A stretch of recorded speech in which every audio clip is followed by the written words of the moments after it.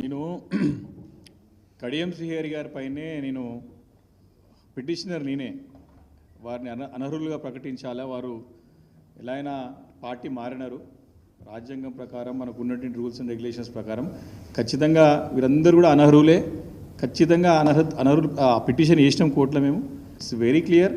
కేసీఆర్ గారి నాయకత్వంలో మరి మొన్న జరిగిన ఎన్నికల్లో తెలంగాణ రాష్ట్రంలోనే 119 నియోజకవర్గాలు హైయెస్ట్ మెజారిటీ వచ్చింది నాకు. కాబట్టి మా ప్రజలు ఎంతో ఆశతోని ఎంతో అభిమానంతో నన్ను గెలిపించినారు. కాబట్టి వారి యొక్క నమ్మకాన్ని, వారి యొక్క నా పైన పెట్టిన విశ్వాసాన్ని ఎప్పుడు వమ్ము చేయను. ప్రజలకి నన్ను గెలిపించిన ప్రజలకి వాళ్ళ పేరు నిలబెట్టే విధంగానే నేను ఉంటా తప్ప వారిని ఎప్పుడు కూడా నేను అపహాస్యం చేయను, అవహేళన చేయను. కేసీఆర్ గారి నాయకత్వంలో బ్రహ్మాండమైన పని 10 సంవత్సరాలు చేసినాం. ఇప్పుడు కూడా ప్రతిపక్ష శాసనసభ్యుడిగా